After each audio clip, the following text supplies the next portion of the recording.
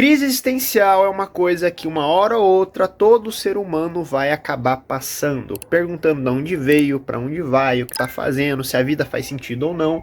E nesse vídeo eu quero falar um pouco disso, falar um pouco das crises existenciais que eu tive, o que eu tirei de aprendizado nela, entre outras coisas. Então, bora começar. Olá, como vai? Eu sou Leonardo Augusto, empreendedor e criador de conteúdo, e esse aqui é mais um videozinho aqui pro canal, gente. E o último vídeo que eu postei foi há 7 dias. Nesses 7 dias aí eu resolvi muita coisa. Tava fazendo coisa jurídica, a ver com pensão alimentícia. Eu vou fazer vídeo sobre isso. Então já se inscreve nesse canal aqui, ative o sininho para não perder nenhum conteúdo. Que são conteúdos aí que são histórias que eu tô vivendo, histórias que podem te ajudar com alguma lição, entre outras coisas. Lembrando que eu sou um cara que tá saindo de uma situação de pobreza. Tipo, você pode ver aqui a minha casa tem buraco no forro e tudo, e eu tô correndo atrás, né? Então é legal também que você acompanhe isso. Gente, crise existencial, como eu falei na intro desse vídeo, é uma coisa que todo mundo passa uma hora ou outra, eu já tive várias. Na adolescência, normalmente, você passa mais. Existem vários tipos de adolescente. Eu era um adolescente roqueiro e depressivo. E nessa época aí eu tinha muita tristeza, muita raiva, muita coisa ali que eu não entendia e acabava ali agindo da maneira que eu agi. Uma delas era a situação com meu pai, eu não cresci com meu pai, via ele volta e meia, então tinha muita raiva disso, coisas com a minha mãe também. E nesses momentos aí eu me perguntava, né, tipo, pô, será que Deus existe? Pô, qual que é o sentido da vida? Isso tudo com 14, 15 anos, tá? Até menos, eu acho. E sempre fui me questionando sobre a existência, sobre o eu, sobre as coisas. Sempre fui curioso para descobrir algumas paradas e graças a essa curiosidade eu tive muitas crises existenciais, tá? Porque assim, pessoal, deixa eu só arrumar a câmera aqui. Toda vez, perdão, sempre que uma pessoa começa a estudar, começa a buscar conhecimento, a largar de ser um ignorante, ela acaba ficando mais triste exatamente pelo conhecimento que ela ganhou. Porque quanto mais conhecimento você tem, quanto mais verdade você aprende, mais você entende que tem certas coisas que você não pode fazer. Uma delas é a questão tipo, de você estudar um pouco sobre o seu cérebro e sobre sua saúde. O pouco que eu estudei de neurociência, eu sei que eu não posso ficar acordando e dormindo tarde, eu não posso ficar mexendo no celular antes de dormir, eu não posso ficar comendo com tela, porque isso vai prejudicar aí o meu desenvolvimento aqui, eu ainda estou desenvolvendo meu córtex pré-frontal. Então, estudando um pouco de neurociência, eu entendi também que o hábito, ele é criado, o vício, ele é criado. Então, por exemplo, a maconha. A maconha, ela é uma coisa que ela fez um oco, digamos assim, na minha cabeça. E para eu superar esse vício, eu tive que preencher com outras coisas. Estou preenchendo com outras coisas, livros, trabalho, etc. Então, isso é uma coisa que você acaba tendo quando você vai ganhando conhecimento, tá? E assim, pessoal, se você já assistiu Rick e Morty, você vai ver que o Rick ele é um cara extremamente triste, né? Porque ele é o cara mais inteligente do universo ali, dos multiversos que ele consegue acessar. E ao mesmo tempo ele é triste, ele pode literalmente morrer, ressuscitar várias e várias vezes, e mesmo assim o cara é depressivo, triste, alcoólatra, usa droga pra caralho. E aí tá um pilar.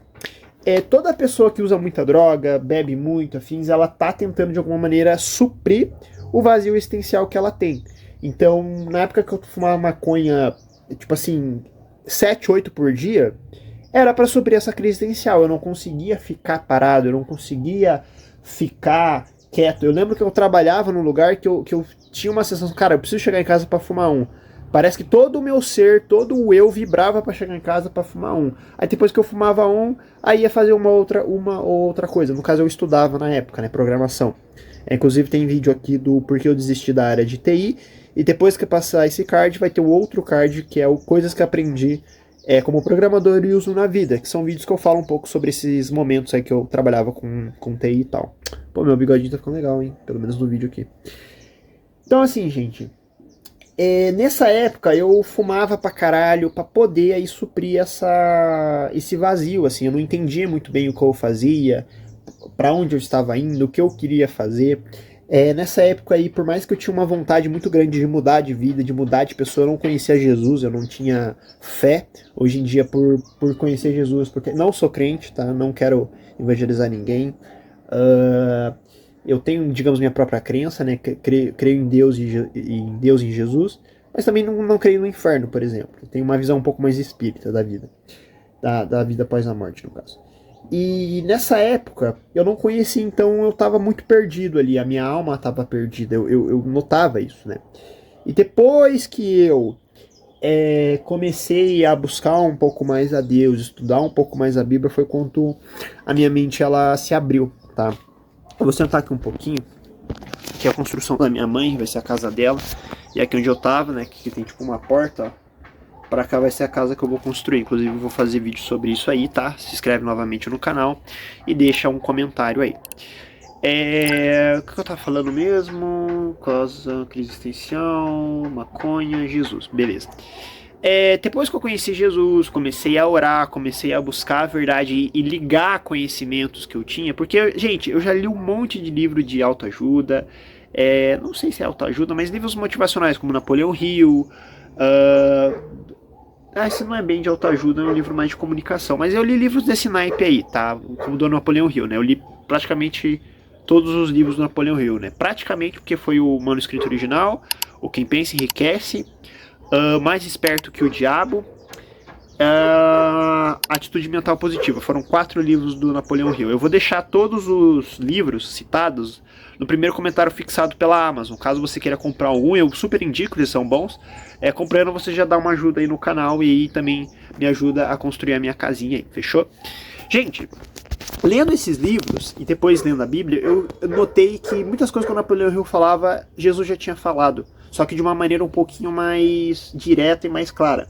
Jesus falava muito por parábolas e as pessoas às vezes não entendiam, entendeu? Então, tipo assim, a questão de, por exemplo, de você dar a sua cara, se bater na face direita, você dá a esquerda. Basicamente, gente, que também, quando ele fala isso, ele fala sobre que os mansos herdarão os reinos dos céus. Quando ele fala manso, é uma pessoa que ela não deixa o ódio, ela não deixa a inveja, ela não deixa a vingança tomar conta do coração dela. Então ela acaba perdoando e seguindo em frente. Isso é uma pessoa mansa, uma pessoa tranquila, uma pessoa estoica também. E agindo dessa forma, tentando seguir o que eu aprendi com a Bíblia, aprendi com esses livros, eu tento ser um cara mais tranquilo, ser um cara mais calmo e notei que tem certas coisas que eu não preciso me preocupar tanto. Uma delas, por exemplo, é muito com a opinião dos outros. Toda pessoa que tem crise existencial normalmente se importa muito com a opinião dos outros também. E até que eu notei que até pensei no negócio, a Bíblia é o ponto principal do niilismo, tá? Por quê? Porque se você for ler a Bíblia, Deus fala muitas vezes que o ser humano é insignificante. Por mais que também fale que o ser humano é importante. Mas por que ele fala que o ser humano é insignificante? Do pó você veio e do pó você retornará. Porque, cara, se você pegar uma visão cósmica e puxar assim, sabe? A gente vai ver que a gente é tipo formiga, entendeu? O universo gigante, tem sóis que são maiores que o nosso, tem sóis que são maiores que o nosso planeta, tem planetas que são maiores que praticamente o tamanho do nosso sistema solar. Então, quando você começa a olhar para esse lado que a gente é pó, e começa a também estudar um pouco de niilismo, você nota que realmente, tipo, não tem muito, tipo assim, a própria existência já chega a ser algo maluco. Tipo assim, porra, eu existo, entendeu? Aí vem a crise existencial, né? Tipo, pô, eu sou insignificante, o mundo é gigante, isso aqui. Só que aí tá um negócio. Você é tão insignificante que você faz uma volta completa e chega no mesmo ponto, só que aí acaba se tornando importante. Você é tão insignificante que você se torna importante, tá? É igual aquele esquema de um filme que é tão ruim, mas ele acaba sendo bom porque ele acaba sendo uma comédia subconsciente, digamos assim. Uma comédia, tipo, o filme é ruim, tentou ser sério, mas acabou sendo engraçado. É tipo o Jason X.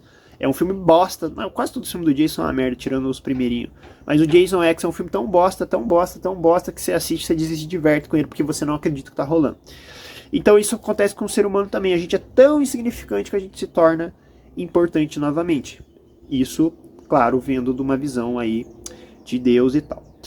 E assim, gente, As crises existenciais que eu tive recentemente foram muito pelo merecimento, assim, porque eu tô tentando mudar de vida, eu tô até conseguindo melhorar os meus clientes, conseguindo melhorar a minha caminhada. Só que às vezes eu fico pensando, putz, cara, será que tudo isso vale a pena? Eu vou morrer, mas não sei o que.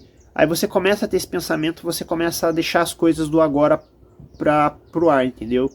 A maior dádiva de tempo, digamos assim, é o presente, né? Tem o futuro, o passado e o presente. O presente, literalmente, é um presente. A gente vive o agora. Eu tô aqui gravando esse vídeo, conversando com você. E espero que você se inscreva no canal. A gente acaba sendo assim, não vivendo muito presente, não respeitando muito presente, sendo que o melhor jeito de você vencer uma crise existencial é você focar no agora, mas pensando no futuro. Então, por exemplo, eu tô aqui, daqui a pouco eu tô gravando esse vídeo, eu vou upar ele, vou editar e postar hoje, porque hoje é segunda e o título do vídeo tem a palavra segunda, né? Eu vou postar esse vídeo daqui a pouco, depois eu vou fazer outros trabalhos. Quando eu começar a editar esse vídeo, sentar ali, eu vou entrar num flow que eu só vou prestar atenção no que eu tô fazendo. Isso por si só já te afasta um pouco das crises existenciais, tá bom? Então,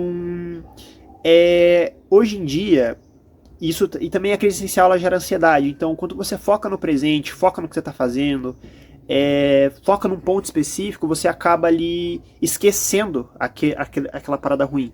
Então, eu vou dar outro exemplo. Nessas 2 últimas semanas, eu estava juntando dinheiro, ainda estou juntando dinheiro para pagar pensão, tá? Porque faz tempo que eu não vejo meu filho. Minha ex entrou em contato, preciso mandar um dinheiro pra ela, tá tudo certo, já tenho um dinheiro guardado, mas eu fiquei muito ansioso, porque eu achei que ia ser preso, porque eu achei que ela ia me fuder, porque ela não aceitou muito bem o nosso término, e eu achei que ela ia me fuder, eu achei que ia vir um policial aqui em casa me levar.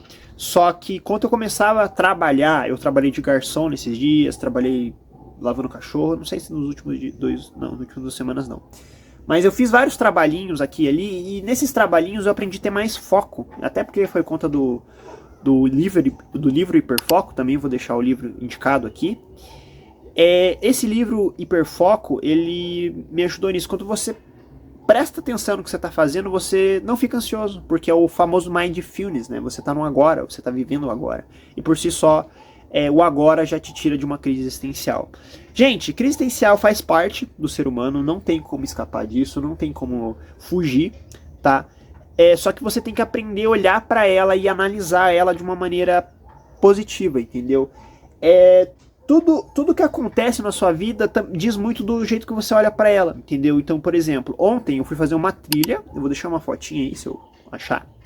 Fui fazer uma trilha e o meu celular aqui ele caiu e trincou próximo da câmera, mas não trincou nenhuma das câmeras.